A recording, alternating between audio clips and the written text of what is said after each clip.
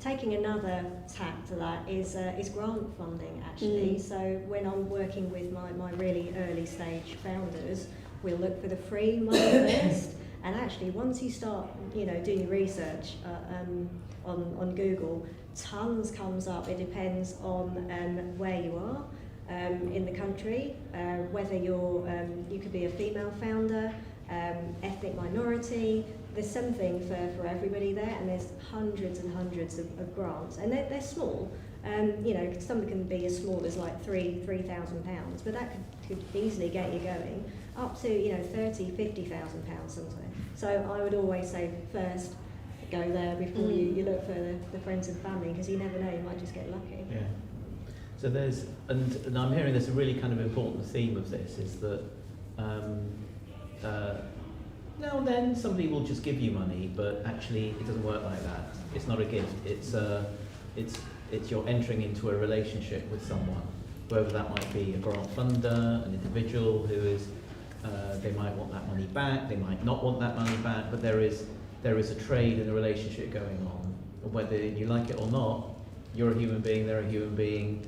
There's going to be, emotion, there's going to be expectations, there's going to be all of the normal things that we all have with everybody around us, and they're going to be a new friend to you. And if they can stay a friend and you can work through that, that's what we're trying to do here. Yeah, we're trying to build a relationship, not just get money. And that's such an important point that you've drawn. We might not all understand these terms.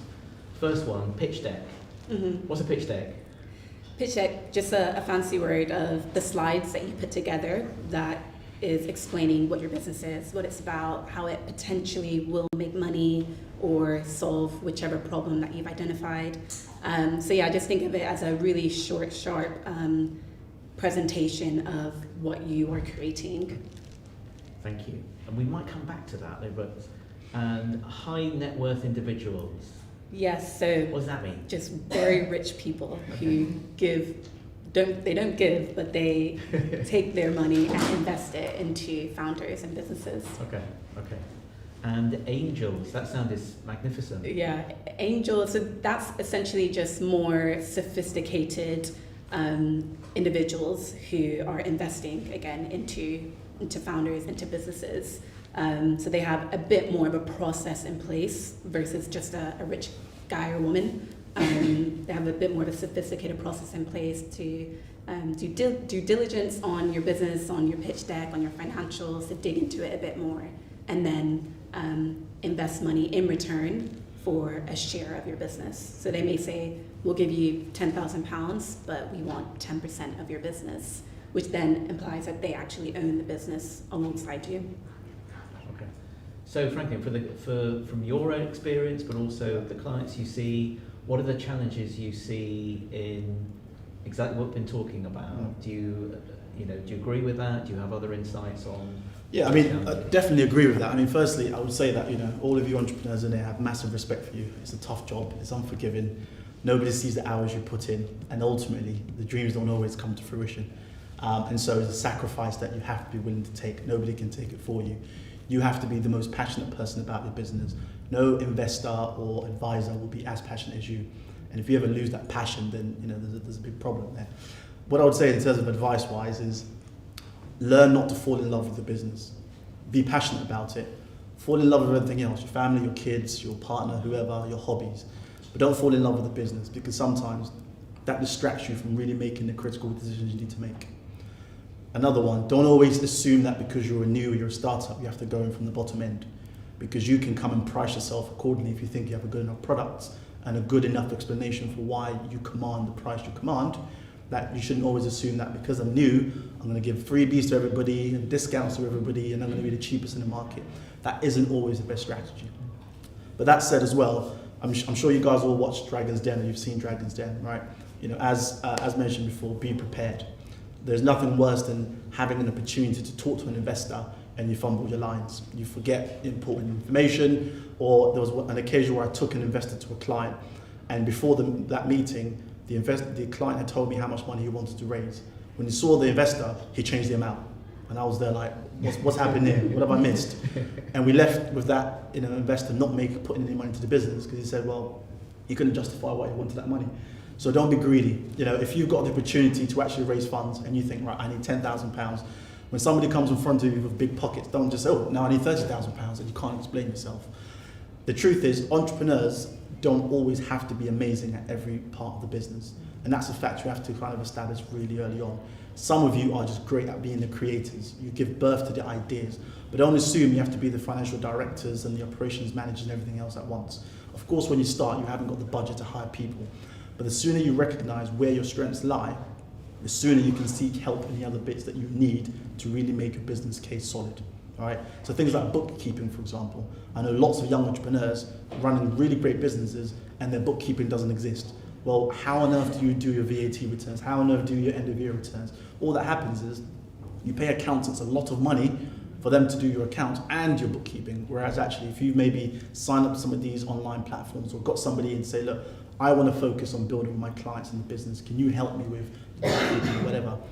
That's the best thing to do. So really establish where and what your strengths are. Don't fall in love with it, because if you fall in love with it, sometimes you're blindsided and you can't make critical decisions that you need to make. So I think those are the top tips that I would give. That's great. And that really hurts me. You can't fall in love with your business. Because I fall in love with all my businesses. And I don't know, can't help it.